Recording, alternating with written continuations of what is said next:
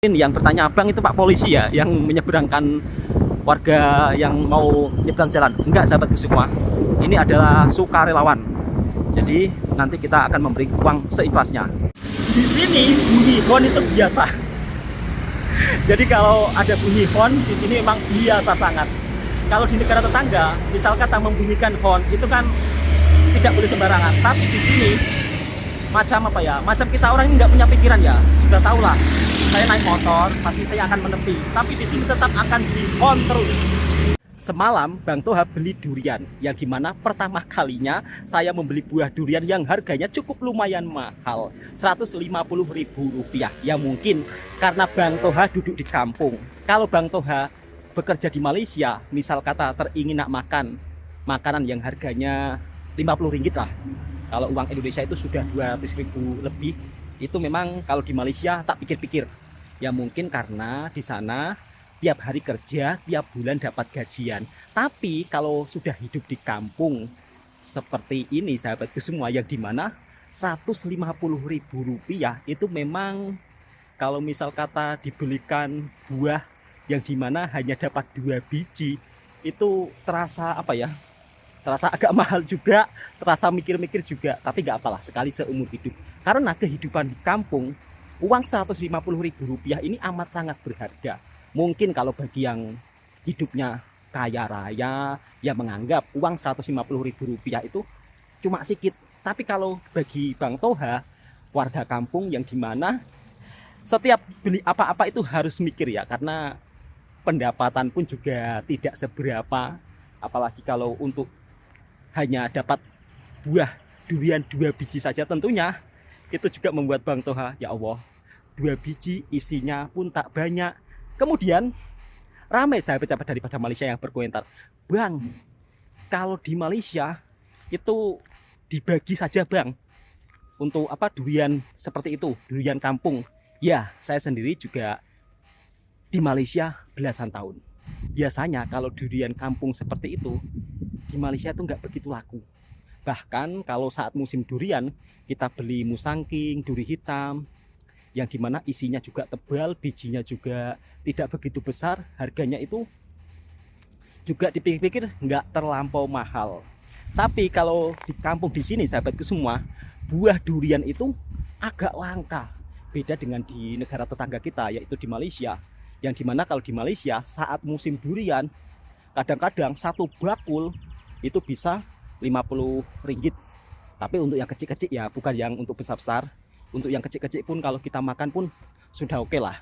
Tapi kalau di sini beli durian Rp150.000, kok mikir-mikir Bang? Ya mikir-mikir sahabatku semua, sebab kita orang ini orang kampung, bukan orang kaya ya kan.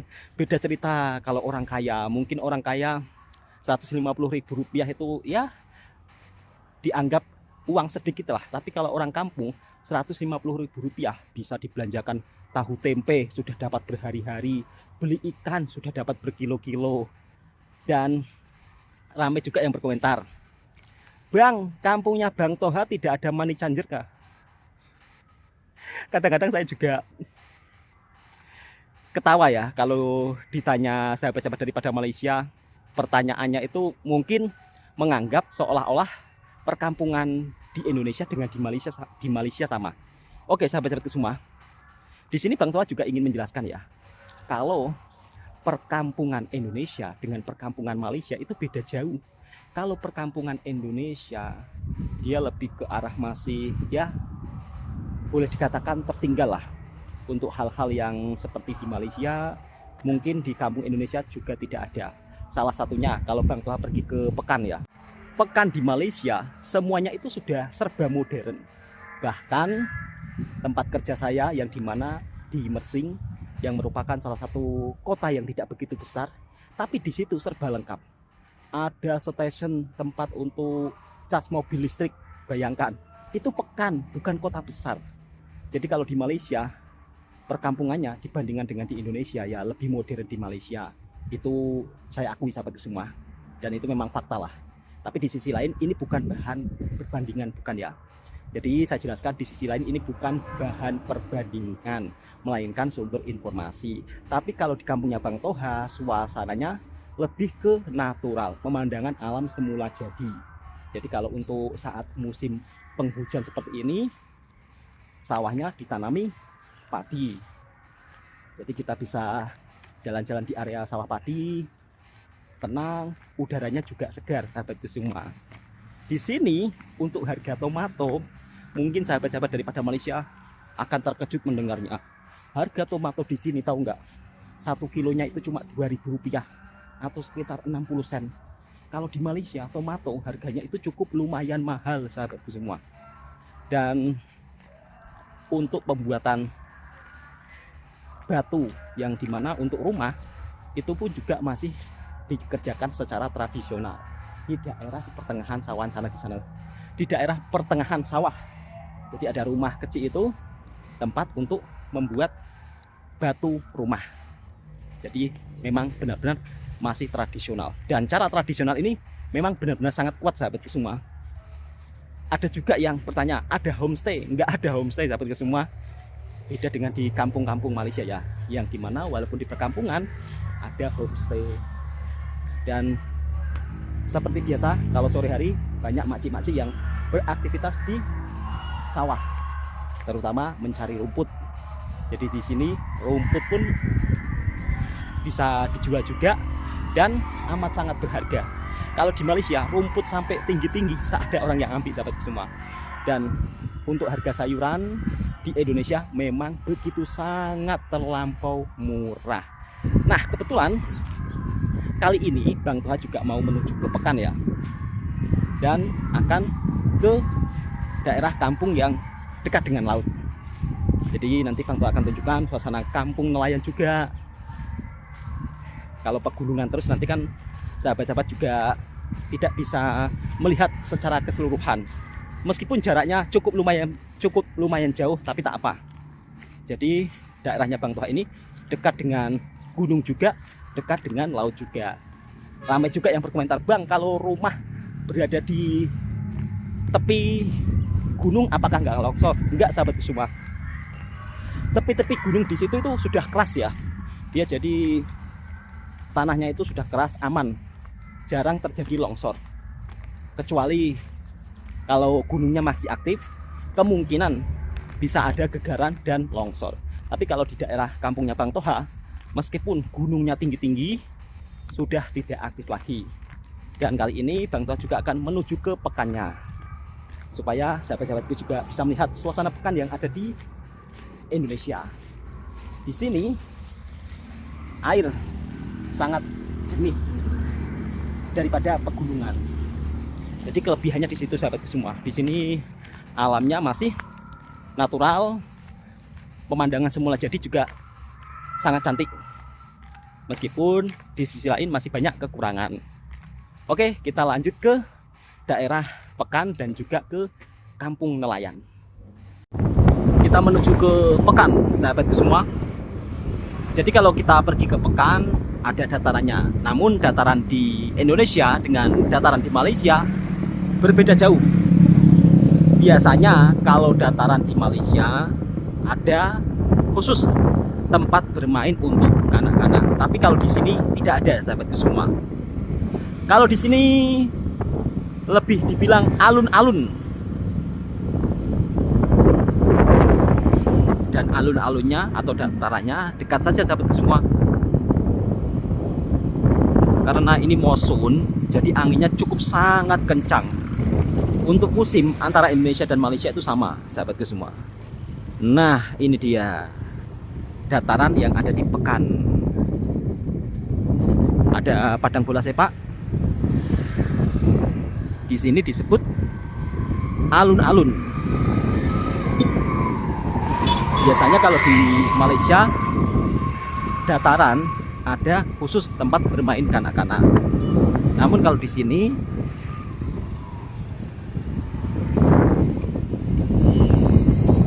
hanya padang bola. Dan biasanya nanti kalau malam akan cukup lumayan ramai sahabatku semua. Banyak penjual makanan, banyak sewa mainan anak-anak. Dan rumahnya Mbak Liza ada di ujung sana. Ada juga penjual kopi, yang dimana penjual kopinya itu naik mobil. Nanti Bang Tua akan ngopi di situ sahabatku semua. Jadi selepas pergi ke kampung sebelah lah, kampung nelayan, nanti ngopi di tepi sawah. Dan harganya kira-kira berapa, Bang Tua pun juga belum tahu. Oke sahabatku semua, kita menuju ke pekan, yang dimana nanti Bang Tua juga akan tunjukkan pasarnya ya. Jadi kalau di pekan di Indonesia, untuk pasar rayanya bukanya itu hanya pagi ya. Tapi kalau malam memang tidak ada yang buka. Beda dengan di Malaysia ya, dimana kalau kita mau berbelanja malam, mau berbelanja petang ke pasar raya itu senang. Kalau di sini rata-rata jualan makanannya menggunakan gerobak sahabatku semua. Ada juga gerobak motor, yang dimana keliling seperti ini. Kalau di Malaysia ada jualan keliling, cuman es krim saja. Kalau untuk yang lain nampaknya Bang Tua tidak pernah menjumpainya. Ada juga becak, yang dimana untuk transportasi warga kampung. Oh iya, kemarin ramai yang bertanya, Bang, orang di tengah jalan itu tengah buat apa? Ini orang meminta sumbangan masjid ya sahabatku semua. Jadi orang meminta sumbangan masjid seikhlasnya. Kalau di Malaysia kan nggak ada hal seperti ini ya. Di sini memang minta sumbangannya seperti itu sahabatku semua. Jadi tiap hari berada di tengah jalan.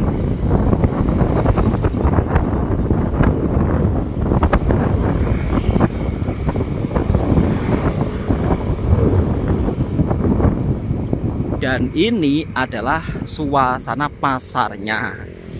Jadi kalau di kampung Indonesia, misal kata kita teringin nak belanja petang-petang seperti ini, memang pasar rayanya tutup. Jadi tidak ada yang buka sama sekali. Kalau di Malaysia, kita mau belanja malam, mau belanja petang, mau belanja siang, senang kan? Mau beli sayur, mau beli ikan. Tapi kalau di sini tutup sahabatku semua. Ini adalah salah satu pasar yang ada di pekan. Tutup sama sekali, tidak ada yang buka ya. Jadi kalau misal kata teringin masak-masak malam, ya belanjanya harus pagi.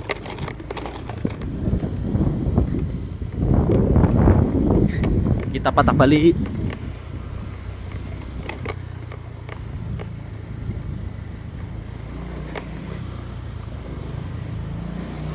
Buat kemarin sahabat-sahabat yang bertanya, Bang, ada pasar rayanya apa tidak? Tidak ada sahabatku semua. Kalau Indomaret adalah kurang lebih mirip-mirip pasar raya, cuma kalau di Indomaret itu tidak ada barang-barang seperti sayur, ikan, daging, nggak ada. Yang ada hanya barang-barang kering lah. Kalau makanan pun makanan siap jadi.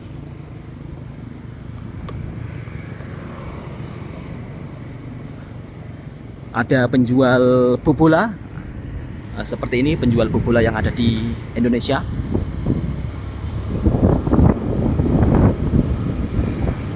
Kita akan melewati jalan raya besar sahabatku semua, penghubung kota Jakarta dan juga Pulau Bali.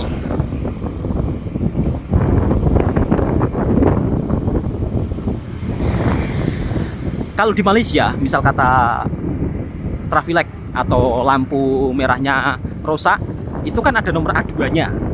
Dan ketika nomor aduan tersebut mendapat info, misal kata lampu mati, akan segera diperbaiki. Tapi kalau di sini lampu mati sampai bertahun-tahun hal biasa sahabatku semua. Nah kemarin yang bertanya, Bang, itu Pak Polisi ya yang menyeberangkan warga yang mau nyebrang jalan? Enggak sahabatku semua, ini adalah sukarelawan. Jadi nanti kita akan memberi uang seikhlasnya. Oke sahabatku semua, sebentar Bang Tua menepi dulu ya. Kita kasih sedikit rezeki sama Bapak sukarelawan. Hal seperti ini biasa di Indonesia tapi tidak biasa di Malaysia. Jadi Bapak ini bekerja sebagai sukarelawan untuk memberikan arahan para pengendara. sebab lampu di sini mati sahabatku semua. Nah, ini salah satu hal yang tak biasa di Malaysia tapi biasa di Indonesia. Kemarin ramai yang bertanya, bang, kenapa di sana itu kok kalau nyebrang jalan itu asal-asalan? Ya udah kebiasaan di sini sahabatku semua, jadi jangan kaget, jangan terkejut ya. Bahkan lampu merahnya pun saja tidak diperbaiki. Kadang-kadang saya juga heran lah. Ya mudah-mudahan suatu saat nanti seperti traffic light ini benar-benar diperhatikan lah. Kasihan,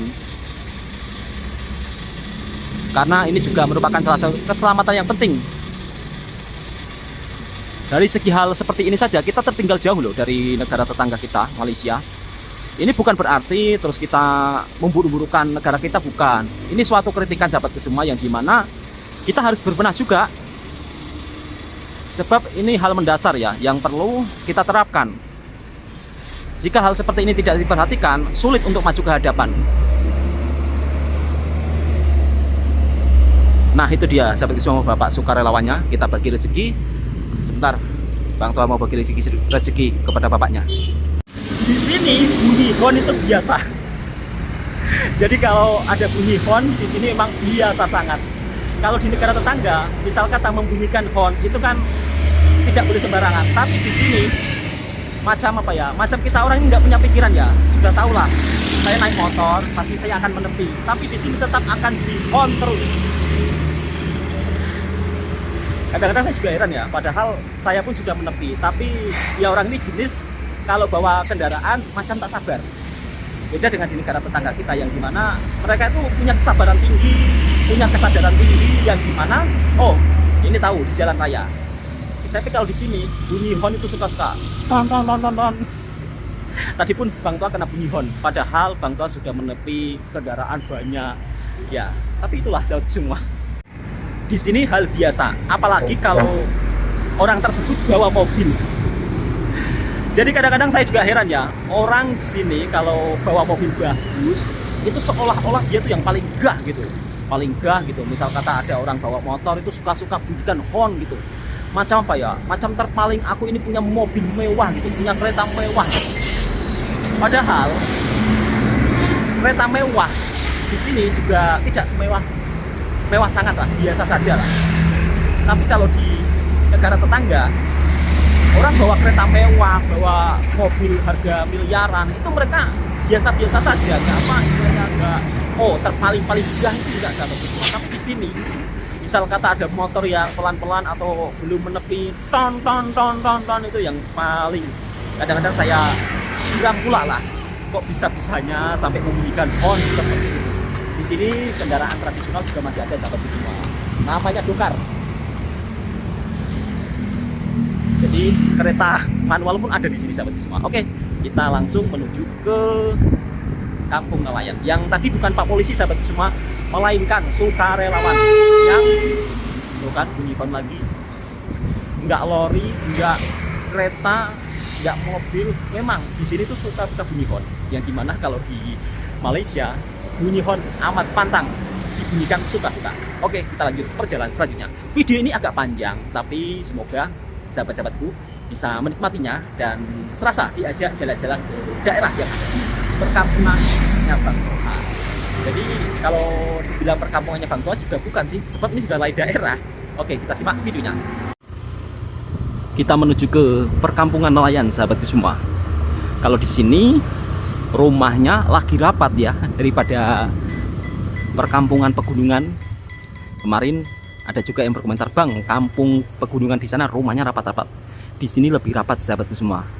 Ada abang penjual bakso. Jadi kalau di Indonesia misal kata kita malas nak keluar, kita cukup tunggu di depan rumah, nanti ada penjual makanan macam bakso, macam sate. Tiap petang ada sahabatku semua. Di sini setiap rumah ada tong sampahnya ya. Tapi tong sampah di sini beda dengan di Malaysia. Tong sampahnya kecil-kecil. Dan biasanya setiap pagi juga akan ada lori yang mengangkut sampahnya. Ada ayam kampung. Jadi kalau warga di sini beli ayam itu dibiarkan begitu saja sahabatku semua. Kadang-kadang tai ayamnya itu ke rumah jiran sebelah. Itu yang menyebabkan kadang jiran sebelah itu marah-marah ya. Tapi kalau di Malaysia tidak diperbolehkan namanya kalau pelihara hewan terus dibiarkan begitu saja, karena di negara tetangga aturannya itu ketat dan disiplin. Ini sekedar sharing informasi saja sahabat semua, bukan nak membanding-bandingkan ya kan. Kita langsung menuju ke arah tepi lautnya. Rumahnya seperti ini. Kalau rumah perkampungan di Indonesia itu jarang yang pakai aircon sahabatku semua, meskipun berada di tepi laut ya. Kalau untuk perkampungan di Malaysia rata-rata itu pakai aircon, pakai kipas angin juga. Ini pun saya silap-silap salah jalan ini. Oke, kita masuk ke sini. Sebab ini juga kali pertama saya masuk perkampungan di sini sahabatku semua. Ada juga kebun tebu. Mangga harum manis juga banyak tumbuh di daerah di sini.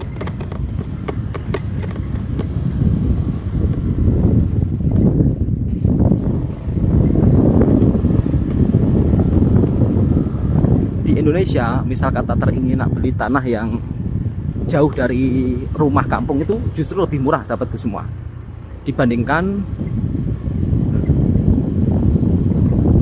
tanah yang sudah banyak perumahannya justru mahal. Tapi kalau rumahnya masih jarang-jarang justru harganya murah.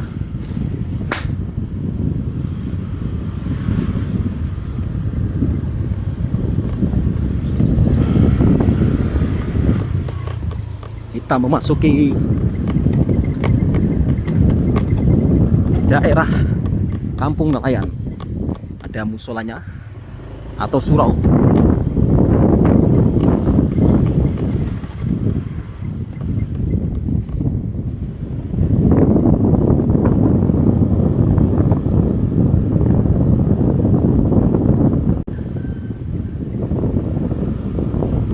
Ada anak-anak santri yang tengah bersukan. Jadi kalau di sini rata-rata di daerah Jawa Tengah kebanyakan pondok pesantren sahabat semua. Jadi sekolahnya di pondok pesantren Tahfiz Al-Quran. Kalau di daerah Kampung Nelayan sahabat semua, memang kalau untuk yang punya mobil itu dipastikan dalam hitungan jari ya. Sebab di sini rata-rata lebih memilih untuk beli kapal-kapal kecil. Jadi bisa untuk mencari nafkah sehari-hari sahabatku semua. Kereta mobil di sini jarang yang beli. Anginnya cukup lumayan kencang sahabatku. Ada penjual sate keliling. Ini jalan kaki sahabatku semua. Kalau tadi kan abang penjual bakso naik basikal, yang ini jalan kaki. Sate keliling. Nah seperti ini sahabatku semua. Jadi misal kata malas keluar, di kampung Indonesia itu sudah ada yang menghampiri ya, menjual makanan sate ataupun bakso.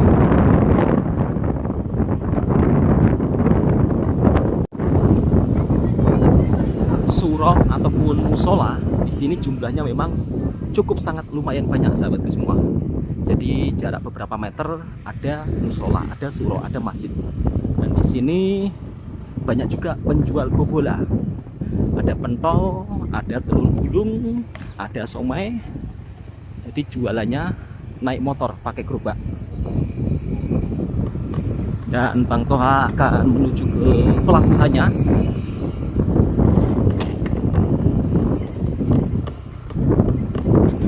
Kalau maksud seperti ini, tidak ada kapal nelayan yang berangkat mencari ikan sahabatku semua, karena ombaknya cukup terlampau besar.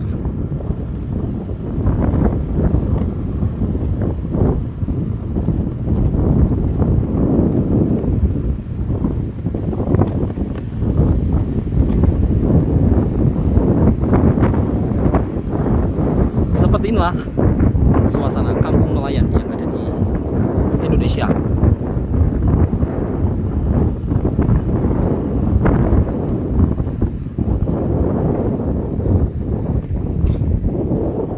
Perahu-perahu kecil ini biasanya akan mengangkut minyak ataupun barang-barang keperluan nelayan untuk dipindahkan ke kapal yang lebih besar di sana. Dulu sebelum merantau ke Malaysia, Bang Toha juga bekerja sebagai nelayan, sahabatku semua. Kalau musim monsun seperti ini, ya Allah, susah sangat sahabatku semua. Kadang-kadang makan pun tak mampu ya, sebab penghasilan daripada laut. Kalau lautnya tengah bergelora ya tidak ada penghasilan, sahabatku semua. 15 tahun yang lalu pernah bekerja menjadi nelayan, yang dimana hal yang paling menyedihkan adalah saat musim monsun. Kalau sudah musim monsun, ya Allah, kadang-kadang sampai sedih. Kenapa sedih? Kadang-kadang mikir ya, monsun ini lama atau tidak. Kalau lama, kita sebagai pekerja kasar ya, atau pekerja nelayan, ini memang sulit menjalani kehidupan, yang dimana kadang-kadang cukup makan saja itu sudah alhamdulillah. Ini bukan cerita kesedihan sahabat semua, tetapi dari kehidupan nyata yang saya alami ketika sebelum merantau ke Malaysia. Tapi alhamdulillah setelah pulang daripada Malaysia, sekarang segalanya berubah.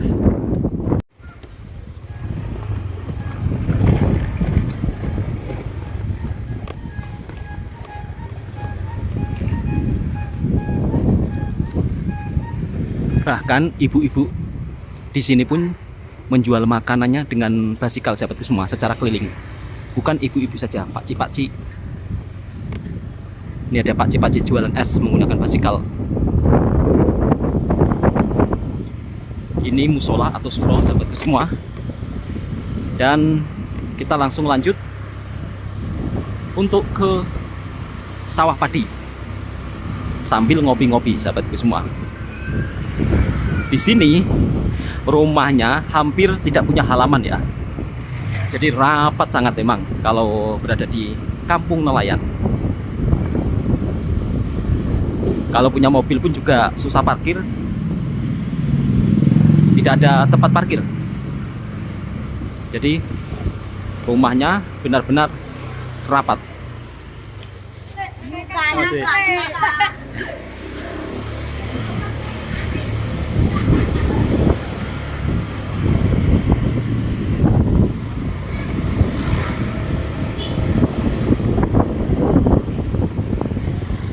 Kalau di kampung Indonesia itu ada sekatan ya, yang dimana RT atau RW. Jadi dibuat semacam grup lah. RT 1, RW 1, RT itu adalah rukun tetangga, RW rukun warga. Jadi setiap rumah di sini ada ketua RT, ada ketua warga. Ini juga musola, sahabatku semua. Musola di sini memang begitu sangat besar ya. Jadi kalau di kampung nelayan di sini memang musolanya besar-besar. Karena penduduknya di sini juga banyak, sahabatku semua. Makanya di sini setiap beberapa detik saja sudah jumpa musola. Padahal tadi musola, sekarang ini pun juga musola lagi, sahabatku semua. Ada penjual minyak eceran. Kalau di Malaysia nggak boleh, di sini biasa. Nah, ini juga musola atau surau.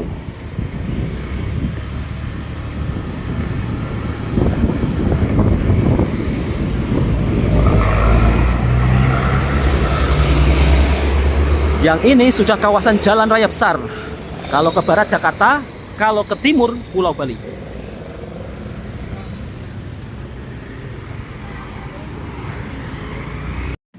Kita singgah ngopi dulu, sahabatku semua. Ngopi di tepi sawah.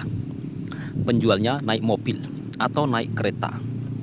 Kalau di sini, misal kata kita ngopi, merokok, itu bebas ya. Tapi kalau di Malaysia, kalau merokok itu nggak boleh sembarangan tempat. Dan harga untuk makanan dan minuman kopi di sini sangat murah, sahabatku semua. Jadi kalau kita di kampung bawa uang 10.000 bisa jalan-jalan happy enjoy, menikmati secangkir kopi. Kalau bagi orang kampung, menikmati secangkir kopi yang dimana dipadukan dengan peyek, ini sudah cukup sangat bahagia, sahabat semua.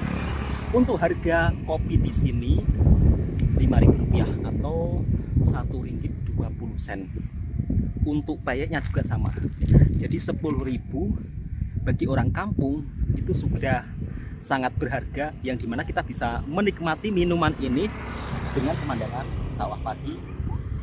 Kalau di perkotaan mungkin kita nggak bisa hidup seperti ini sahabatku semua, yang dimana kalau di perkotaan itu kan sudah penuh dengan lalu lalang kendaraan dan juga keramaian. Tapi di sini bawa uang 10.000 rupiah kita bisa ngopi sambil menikmati sawah padi dan juga daerah pegunungan. Ayo untuk sahabat-sahabatku yang di kota, silahkan merapat liburan ke kampung biar merasakan suasananya damai indah di kampung. Buat sahabatku yang daripada Malaysia, dari Singapura, kalau teringin nak ke rumahnya Bang Toha, jalan-jalan di kampung free, makan tidur nanti Bang Toha tanggung. Tapi kalau untuk tiket pesawat, mohon maaf Bang Toha belum bisa sponsor. Bismillahirrahmanirrahim, kita seruput kopinya. Masya Allah, mantapnya. Oke sahabatku semua, videonya cukup sampai di sini dulu. Mudah-mudahan video ini bisa menjadi sumber informasi dan hiburan buat para sahabatku semua. Jadi kalau untuk harga kopi di kampung, Rp1.20 dapat kopi 1 cawan. Dan juga payeknya sama juga, Rp1.20. Kalau kita jalan ke depan terus, sampailah ke rumahnya Mbak Lisya. Oke sahabatku semua, assalamualaikum warahmatullahi wabarakatuh.